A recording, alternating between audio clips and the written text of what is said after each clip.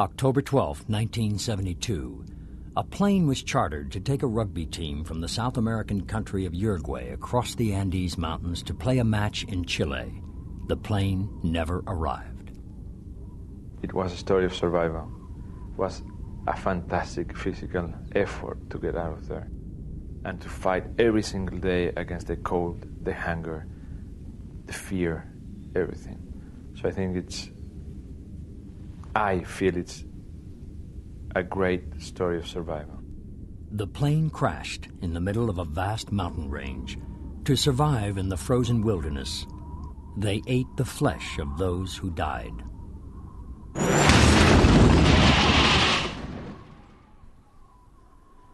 It was 72 days before the world discovered there were 16 still alive.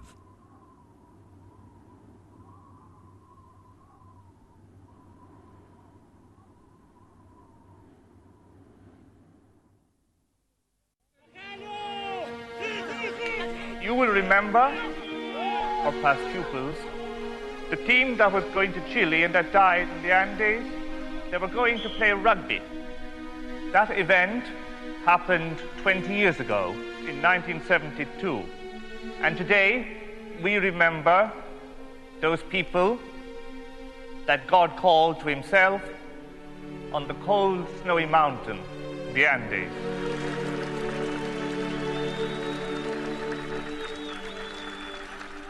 The Stella Maris School, led by Irish Catholic brothers, remembers the deaths 20 years ago of its alumni rugby football team and its supporters. The team were going to play a rematch in the neighboring country of Chile.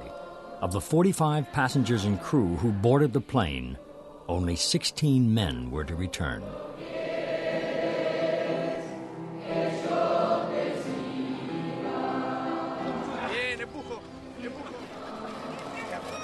Those 16 survivors still live in the capital of Montevideo, members of Uruguay's affluent elite.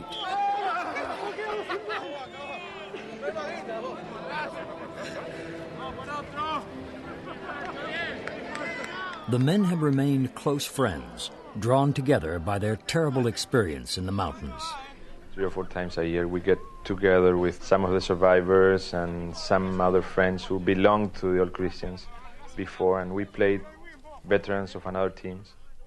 But I think we play in slow motion now because we are a little bit heavier and not as fast as we used to be, and I think we lost a lot of hair in the speed we used to have when we played real rugby. Nando Parrado was only 19 when he caught the plane for Chile. He was one of Uruguay's top rugby players, and his mother and sister went with him on the journey. The survivors have remained close since the crash, attending each other's weddings and becoming godparents to each other's children. Their relationships aren't always easy. They know each other too well. But Roberto Canessa and Nando have managed to sustain a special friendship. 2.5 months after the plane crashed, they found their way out of the mountains and so saved the lives of the others.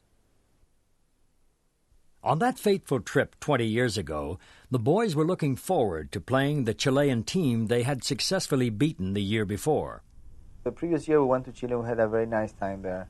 So at the end of the rugby season, we decided to make that trip again. Roberto Canessa was a second-year medical student and a keen rugby player. Some of the boys played rugby and some didn't play rugby. But we all came from Catholic schools, and we had to fill the plane, because if we didn't fill the plane, then we had to pay more. So lots of supporters and cousins and parents came on the trip. Eduardo Strauch was traveling with his 3 cousins. They were all supporters of the team. All the boys were shouting and throwing balls around inside the cabin. I was looking out of the window because I'd noticed that the mountains were very near, and I didn't think that was right. So at the time, I was really aware that the peaks were getting too close. The pilot had radioed that he was over Chile. It was a fatal navigational error. Believing he had already crossed the mountains, he asked permission to begin his descent. I just can remember looking to my left and seeing some black rocks very near the edge of the wing of the plane. A few seconds later, 3, 4, 5 seconds later, I could hear the engines pitching up in revs, trying to get some power of those engines, and the front part of the plane lifting up a little bit, and then the moment of impact. That noise that I will never forget, of the air coming in and then the plane sliding and someone screaming, someone praying and grabbing myself to the seat, waiting to see how death was, because the only thing I could look forward is to die. And then the abrupt stop of the plane and all the seats going over my head, and when the plane stopped I thought, well, it's incredible I'm alive. Is Canessa okay? Yeah, he's up front. Cut, good, okay, one more. 20 years later, the dramatic story of the 16 who survived is being told in a major new motion picture by the acclaimed director Frank Marshall.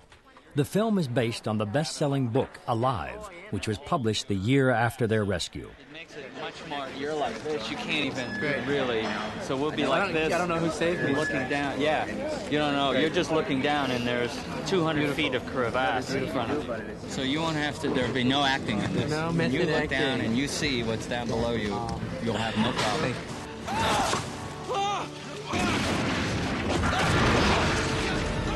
I think anyone who's come in contact with this story has been really moved by what an extraordinary feat these guys put themselves through, and what a real statement it is for the human spirit. It's very compelling. It's a human adventure. It's a drama. It has incredible emotion. It's spiritual. It's about courage. It has some humor. So you have a lot of elements that you don't normally get all together in one movie. You know why? Because of fuselage, shades. Nando spent 3 months on location as the movie's technical advisor. It doesn't get here, so it starts to be like a column. It's always helpful to have somebody who was really there saying, well, this is what we did and how we survived on the mountain. The making of the movie has stirred long-forgotten memories for him and those of the survivors who visited the set. I think the movie brought back intense memories to some of the boys who kept those memories inside for a long, long time. This is the first time they have openly spoken of those memories, even with members of their family. So I think that in a way, this movie was like some tool that opened their minds and their hearts.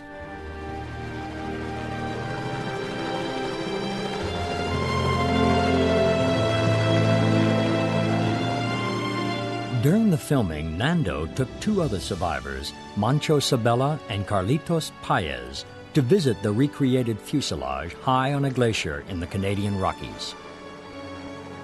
35 people survived the initial crash, but more were to die in the weeks that followed. Nando tragically lost both his mother and his sister on the mountain. His mother died instantly in the crash. His sister Susana took 8 days to die from her injuries.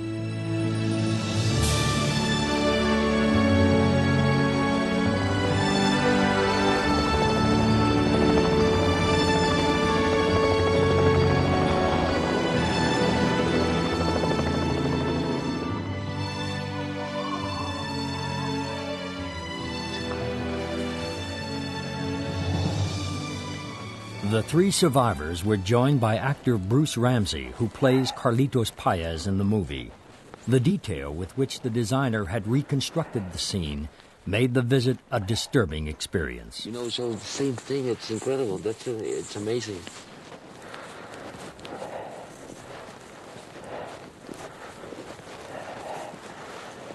The same thing. It's really the same thing. Yeah, it is. It's like living the same life again, the same experience.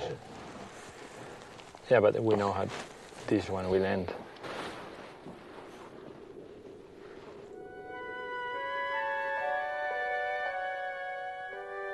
The shattered fuselage of the plane had been their only shelter. A little wine and chocolate, their only food. To survive, they had to make a terrible decision: to eat the bodies of their dead friends.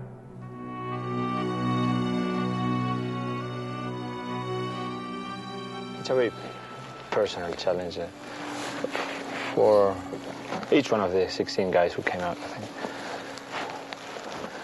And something we can only share with ourselves, no? Because nobody knew how we felt or we can feel now. But you know, people defend themselves. They put some you know, like sacks of sand, you know, on the problem. And now, this is good to take them away and, you know, to live, because it's good to feel. Carlitos was just 17, the youngest on the plane. He lost several of his closest friends on the mountain. Today I was very sad, you know, when I was coming, when I was waiting for the helicopter. And, but now, okay.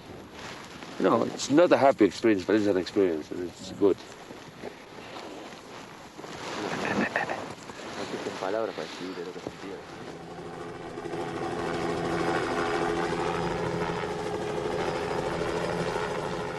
Carlitos Paez. Nothing would have stopped me from coming here. My memories were hidden away, and seeing the fuselage unlocked them. It made me feel anguish and fear and sadness, but it was an experience I had to relive.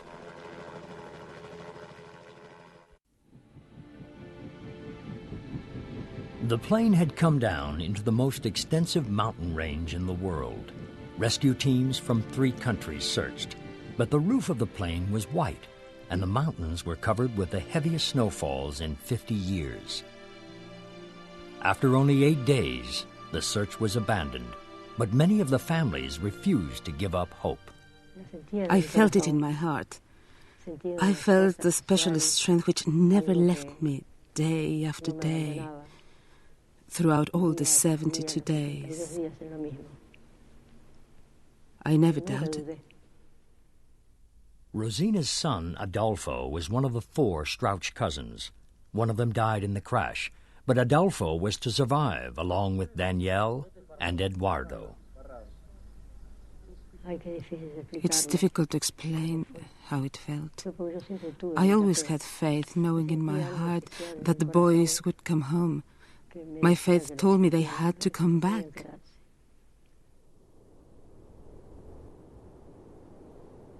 They had crashed at over 11,000 feet. At night, temperatures dropped to 40 degrees below zero. They couldn't survive on just a few bars of chocolate. I turned to the person I trusted most, my cousin Daniel Fernandez, who was sitting next to me. I said, "The most awful thought has come into my head, and I don't know if I dare to say it." I whispered, "I think we're going to have to eat the bodies. Otherwise, we'll never get out of here." I waited to see if he thought I was off my head, but he replied that he had been thinking exactly the same thing. So I said, "Okay."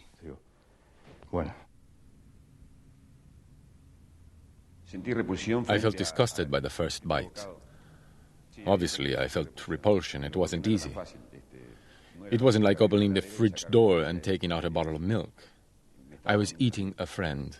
I didn't know who it was, but that was what I was doing. And it wasn't beef. It was human flesh, the human flesh of a friend. It was difficult. I couldn't swallow. Anything I did get down, I threw up again. So it was a waste, not only for me, but for everyone else. It wasn't a mental thing, but a physical rejection. My body rejected it, and I vomited. I can't explain why. I had to say to myself, "Don't be stupid. Eat or else you'll die." After the accident, you felt you had a duty to survive, because the accident was like a miracle. Despite everything that had happened, you were still alive. So if we decided not to eat, we would have been turning our backs on the miracle. It's all difficult. First thinking about it, then saying we are going to do it. And I just said, well, if this is the way, this is the way. And I thought of my mother and my family and everyone. I say I have to do it for other people. For 20 years, the survivors have had to live with the consequences of their decision. Roberto, as a young medical student, knew that the protein in the corpses would help his friends survive. His knowledge helped persuade the others to break the taboo against eating human flesh. He's now a surgeon specializing in children's heart cases. He has recently announced he will be running for the presidency of Uruguay. Laura and Roberto Canessa are now married with 3 children. In 1972, she was Roberto's girlfriend. When the news broke that the plane had disappeared, she went to their local church to share her grief with other friends and relatives of the missing passengers. I remember the first day that we went to the church in Carrasco, all full of people because we were all friends there. Every family in the place had or the cousin or the son or the boyfriend or the friend. We all have somebody for whom to cry, so that we didn't have even place where to stand in the church that first day. Laura and Roberto still live near the other survivors in the same quiet suburb of Carrasco where they all grew up. It's a close-knit community which has been forever marked by the tragedy. The families of the dead still live on the same streets as those who survived. They attend the same churches. Their children go to the same schools. To tell you the truth, living in Carrasco is painful because we always have to pay for the past. We have to watch what we say. Everyone is related. Survivors and the families of those who died, we're all related. It's a very small community, and we often have to be careful not to remind the mothers of the dead of their loss.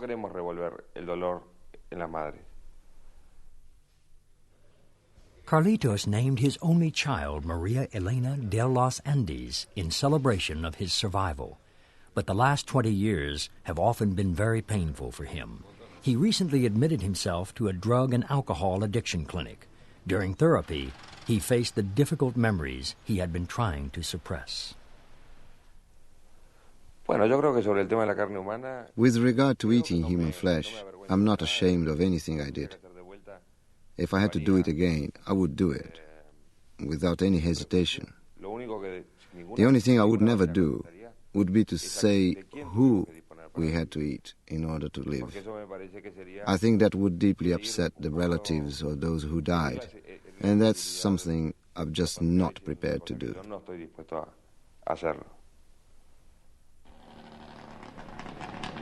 In Carrasco, our own neighborhood, people haven't talked to me about eating human flesh in 20 years. To me personally, nobody has ever asked me in this neighborhood about eating human flesh in 20 years. I have been asked all over the world, except in my own neighborhood. They knew everybody who was involved in the story, and maybe they don't want to know what happened.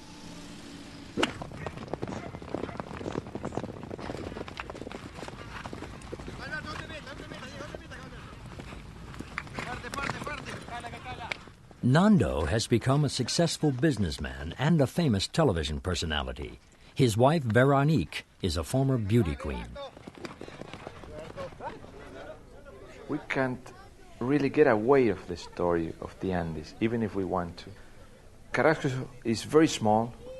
We all live together on the same neighborhood for 20 years. We even live on the same houses. Some of us live on the same houses as 20 years ago. And seeing the parents of our friends who died in the Andes, it's very strange and it's very difficult to understand for people who do not live in Carrasco or Uruguay.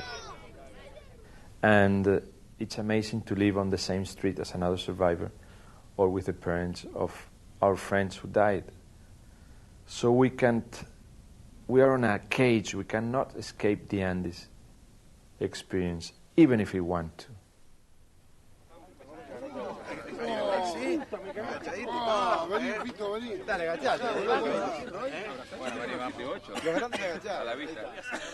It's a brotherhood When we get together, I have seen those persons cry, smile, be desperate, and I know their inner part and deeply so. When they say something I disagree with, I know that at the back who he is and why he's saying that. The group selected Roberto and Nando to attempt the unimaginable climb out of the crash site, over the Andes, and into Chile. I knew I had to get out of there. I had my own personal reasons in a way. My mother and my sister were in the plane as passengers and they were killed. I had to go back. I knew my father was feeling very bad at home. I was alive. I knew I had to do anything I could, anything that was humanly possible to get out of that place and tell him that I was alive. All the team, all the boys worked together to create all the solutions and all the possibilities to get out. Dressed in light clothing, with their feet protected only by plastic bags and football boots, the boys climbed some of the highest mountains in the Andes. After 10 days, they finally made it. I was looking at the line where the snow ended, and I couldn't believe that this was happening, that there wasn't any more snow. So I put one foot on one side, no snow, on the other side with snow, and I say, I'm saved, I won't die now. I'll have to get my friends out, but this is the line of life and death. A Chilean peasant tending his cattle deep in the Andes saw two strange figures on the far side of the valley. I was walking over to get my cattle when I spotted them. At first I thought they were just tourists, but then I saw them running towards me and falling over. We saw two young men running and falling over. We thought that they were just fooling around. When they saw us, they became desperate, yelling for help, saying their plane had come down in the mountains.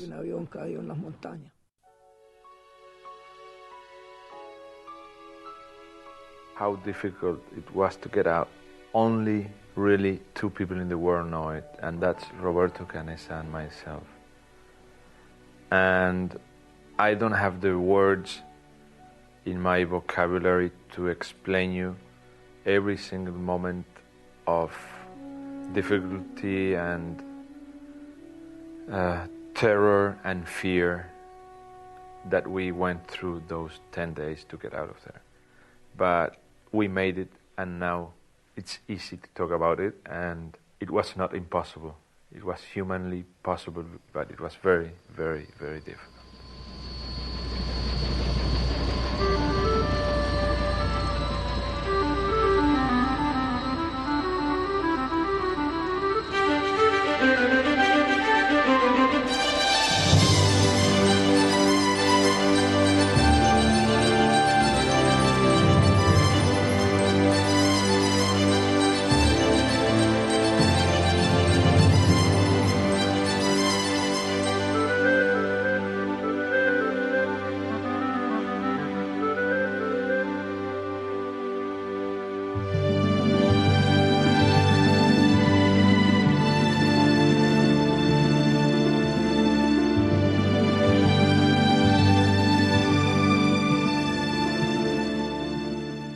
For many, the survivors were the living embodiment of a miracle. They had been missing in the mountains for 72 days and emerged alive. The boys spoke privately to their families and the doctors at the hospital about how they had survived so long. Now that they were back, they felt they had to justify their decision to eat the bodies of the dead. I think many sections of the Catholic Church saw it as a sin, which is something that never crossed our minds. At the time, it upset us when people questioned whether or not it was a sin. It made us feel very angry. It never occurred to us that it could be seen that way. A private mass was held for the survivors and their families. The young priest, Father Roja, was asked to hear their confessions. You couldn't really call it a confession, because there was nothing to confess. It wasn't a sin, and the church didn't consider it to be so. None of the 10 Commandments tells us that we may not feed on someone else's dead body. What they had done wasn't wrong. The bishop supported that decision. He told me, it's like a transfusion, putting the blood of one person into another so that they can live. It's something that isn't just permitted, it's a duty. The important thing is to go on living. Alvaro Mangino was studying to enter university. For many years, he was haunted by what he'd had to do. To start with, I felt embarrassed, as though I was hiding something, as if I was ashamed of what I'd done. Although everyone said that it was all right. My friends, my wife, the priest I confessed to, and the doctors. But deep inside, I'd had this feeling of guilt, which took me many years to get rid of, to get out of my system. Also, nobody ever judged me for what I had done. I was the one who was judging myself. Then little by little, I slowly freed myself of it, until the day came when I realized that it didn't make sense to be ashamed, that what we'd done was both natural and rational, and that I would do it again if I had to. The survivors returned to Uruguay as national heroes. Not since their World Championship soccer victory in 1950 had the country found so much reason to celebrate. But the stories of cannibalism were beginning to leak out. A Chilean newspaper had published a front-page picture of 2 half-eaten human legs lying in the snow beside the plane. The international press were demanding answers. The survivors were all Roman Catholics. On the mountain, some of them had found comfort in the idea that in eating their friends' bodies, they were sharing in a kind of mystic communion. Pancho Delgado was a law student. The survivors chose him to put their case to the press. The Bible tells us that at the Last Supper, Jesus shared his body and his blood with his disciples. At that time, we felt that if God existed and if he was near us, our only chance of survival was to share the same kind of communion that he had shared with his disciples, to take the body and the blood.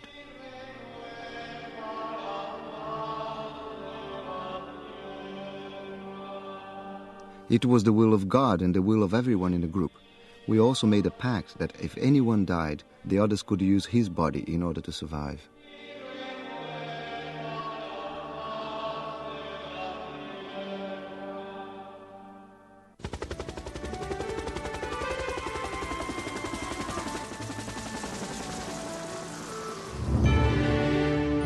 In February 1992, director Frank Marshall and his crew arrived in the Canadian Rockies to begin mountain filming of Alive. On a glacier at 10,000 feet, they set up camp to recreate those terrifying 10 weeks. We were in conditions that were equal to the ones they were in on the mountain. And I actually had one of the actors say to me after the first day out here, when we took their coats off and we put them in a scene, and they were there for 5 minutes, they came up to me and they said, how did they do this? That they did it through teamwork and ingenuity and the power of the human spirit to overcome an impossible situation. That's what I found fascinating about the story. I heard the airplane. Was it... Did you see it? Yeah. You could see it. It's good. You could see the airplane. So that's why you assume that they knew you were here. Yeah. So what we'll do is we'll have the plane fly over. Right overhead. And we'll cue you, the instant I see it in the monitor, I'll cue you to come out. Because it'll fly over and you'll be coming out of the fuselage. Hey! Hey! Hey! Hey! It's a plane! Hey! Hey! Hey! Hey! Hey! That's a cut! Vince should get his thing from further back, so he should come out and he should look. He hears the plane, he comes out, and I think it's going to go left to right, so it'll be over there. When did this happen? This happened on day 4? Second, third day. Nando is portrayed by the actor Ethan Hawke. I could listen to them, I could hear them, and I could feel all the movement outside, but I couldn't get out. You came out first. All the survivors feel that they owe their lives to the efforts of the whole group, but Nando's extraordinary strength and courage have made him the hero of the story.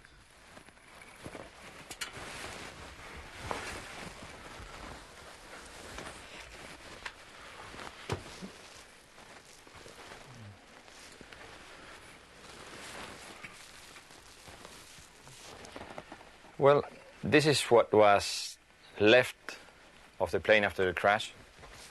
This was a Fairchild F-27, a small engine for about 45 passengers, with 2 engines and the wings that go over the fuselage. So when the wings touched the mountain and the belly touched the mountain also, they just tore off and took the half of the plane away. It slid down the other side of the mountain until it went into a stop about 1,000 meters from the top of the mountain. One of the most important things that I remember also, and that they were very hard, was the avalanche that came into the plane about 2.5 weeks after we crashed. We were already settled inside the plane one day, one night. We had already gone into sleep. And we were sleeping in the positions I just described, like this. About 2 hours after we had gone into the plane and some of the guys were already sleeping, a very big avalanche came through the wall, through this plug of suitcases, and it covered the fuselage completely up to this height. So you can imagine our heads were like here and there, and we were completely covered with snow and we couldn't move. When I was under the snow, I learned that death is the beginning of life. I started feeling pleasure, enormous pleasure. Something was calling me and I couldn't stop it. I wanted to go toward it. I felt contented, a sense of fulfillment, well-being, and peace. And just as I felt I was going to reach it, my cousin scraped the snow from my face. I thought I was going towards something wonderful, and I was about to get there. I'm absolutely certain that death is the beginning of life. A much better life. Better to say, is the first step toward eternal life. So death doesn't frighten me at all. I feel sure that people who have died are still alive, and I can feel them near me. It's been great to be able to convey this to others, to lose all fear of death. When I felt my lungs were going to burst and my heart was racing and I couldn't go on any longer, I started to see all my life flashing backwards before my eyes. I even got back to the time when I was a baby crawling at my mother's feet. Then, boom, I became a light. A light that was going towards a much larger light, an orange light, like a neon light in which all kinds of light converged. There was an incredible peace, with no anxiety, as if you were in paradise. Then I heard someone call me. I heard someone say, "Gustavo." Luckily, 2 of the guys, one who was sleeping on a hammock, who had broken legs, and 2 of the guys who were sleeping at the far end of the fuselage, didn't get completely covered, so they jumped from the snow, started crawling over the snow, because you can imagine the snow was up to here. They had only this space to move. They started looking for the heads and the mouths of the guys who were sleeping, not for the bodies, because they knew that they only had maybe 2 minutes. You cannot hold your breath for more than 2 minutes. In those 2 minutes, 8 people died. Following the avalanche, we became like a new society. And within this society, a feeling grew that we needed to be a very united group, totally united to defeat that mountain, which was punishing us so much. And out of that unity, a kind of religion emerged amongst us. A religion that, if we stood together as one, if we worked together, we could conquer the mountain. The boys knew they would have to organize themselves properly to climb out. They had a small transistor radio on which they had heard that the search had been abandoned. 3 of them had tried to reach the broken tail of the plane, which had landed higher on the mountain. They had almost died in the attempt. Here's the plan I proposed. We pick a team to go after the tail. Okay. Me too. We feed the team the biggest rations, give them the warmest clothes, and then in, I don't know, a week, we go up there, we find the tail, get the batteries, bring them back, crank up the transmitter. Gets cold up there. I couldn't do it again. Yeah, me neither. I went blind after that first expedition. As I was going up the mountain, the sun was on my back. It reflected off the snow just like a mirror into my eyes and burned them. Like Roberto Canessa, Gustavo was a medical student, but when he came back, he gave it all up. He has only recently returned to his studies. At night, it was so terribly cold, so unbearable, that one of us had to lie with his back on the snow, with another in the middle and another on top of him, like a sandwich. Every half hour, we would get up and hit each other about the face and punch each other's bodies in order to warm each other up. And we would ask, hit me, hit me, hit me. We're so completely frozen that if you want to urinate, you would do it all over your hands. The urine was at body temperature, and it felt like an amazing massage. Your hands were like this, and then they would come back to life again. While they waited for warmer weather, the group even took photos of each other. They had selected 4 expeditionaries who were thought to have the necessary physical and emotional stamina to make it out of the mountains. These 4 would be given the warmest clothes and the best pieces of flesh. The surviving Strouch cousins took on the gruesome task of rationing out the food. We were in charge of cutting up and distributing the flesh. It was very important for our survival to keep a tight control of that. It was really essential in order to survive. Think about it like energy. It was like oil in today's world, and we had to use it very rationally. Otherwise, we wouldn't live. Anyway, they all agreed it should be us.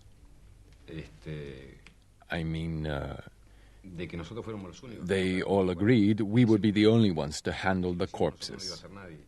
No one else was allowed to do it. So everyone knew that there was proper control and, in fact, that things were well organized. The boys were able to survive on their rations so long as they didn't lose hope. Those who gave up died. That's my theory.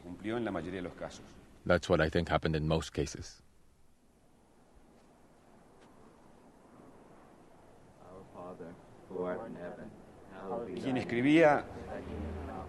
I knew those who wrote letters would never deliver them personally, even though they tried to convince themselves they would.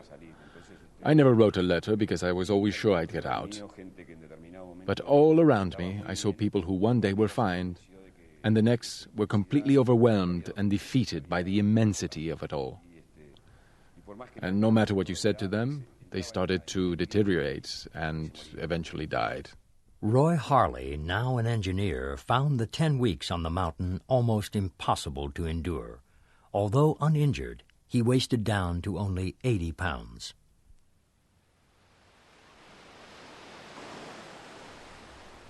I suffered a lot. I was really badly affected by the experience. I admit I was a very sensitive person. I found it very painful. I felt everything more acutely than the others. That meant that when you got to a certain stage, you started to give up. And then you started to fall apart physically.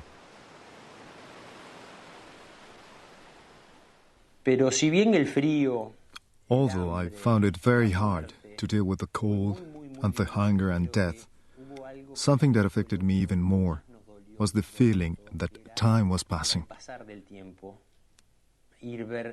We saw day after day after day go by, and our friends dying, and no one came to find us. The turning point was when the 3rd month came and we realized that we were still stuck on that mountain. That began to destroy us.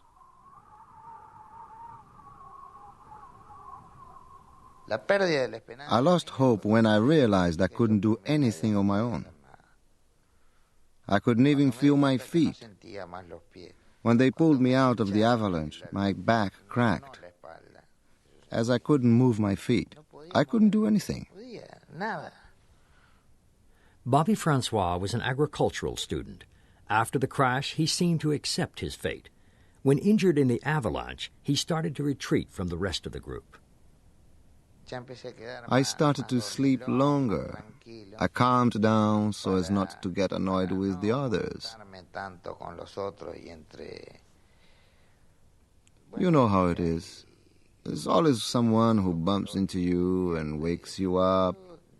But I put myself at the far end of the plane, where I could sleep, undisturbed. I kept to myself. I didn't bother anyone, and no one bothered me. Today, Bobby owns 2 large ranches in the middle of Uruguay, with nearly 3,000 head of cattle.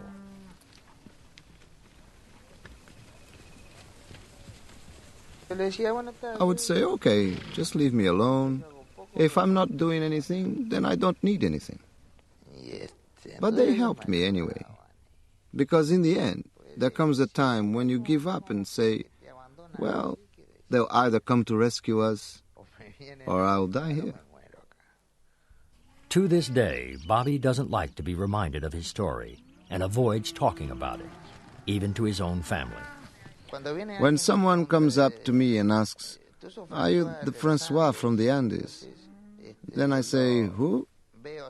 And then to cut them short, I say, no, it's my brother or it's a cousin. I change the subject and that's the end of it. If I could only forget about it, I would.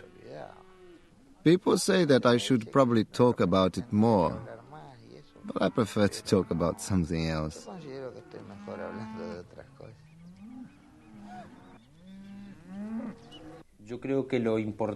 The most important thing that came out of our experience were the feelings that we live through every day. The friends, the arguments, to have a fight, and then to give each other a hug. Just having to live as a very close-knit group. You could say we all had the same sense of survival and of friendship.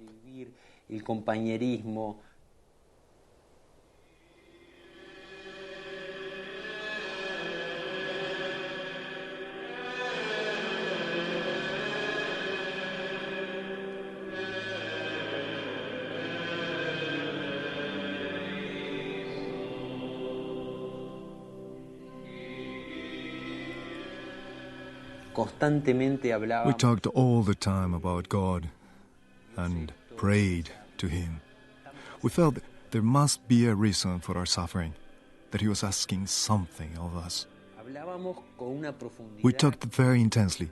We were very, very united. as though we actually felt him near us.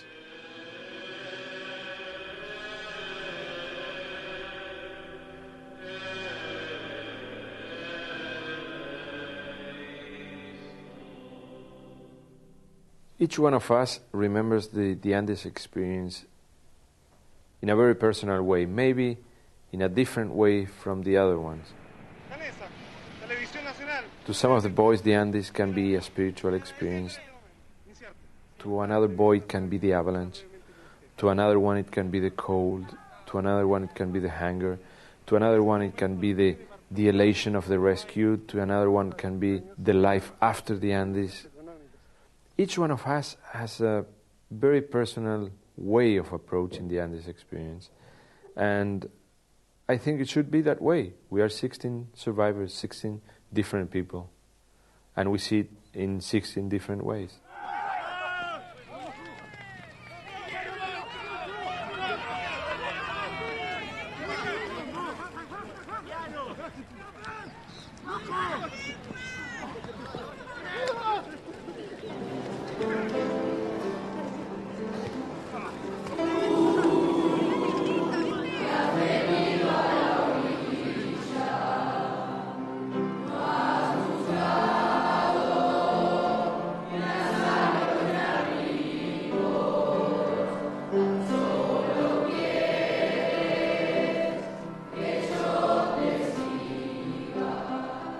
They see me as a hero, they call me a hero, but I deeply inside, and I know it, I'm not a hero. I didn't want to be on that crash. I didn't want to spend 72 of the most terrible days of my life in that place. I didn't want to feel the way I felt. I didn't want to lose my mother. I didn't want to lose my sister. I didn't want to lose my friends. I didn't want to be a hero. I didn't know a book was going to be written. I didn't know a movie was going to be made. I just wanted to get out of there. If that's being a hero, I can be called a hero. I don't want to be called a hero. I just wanted to live.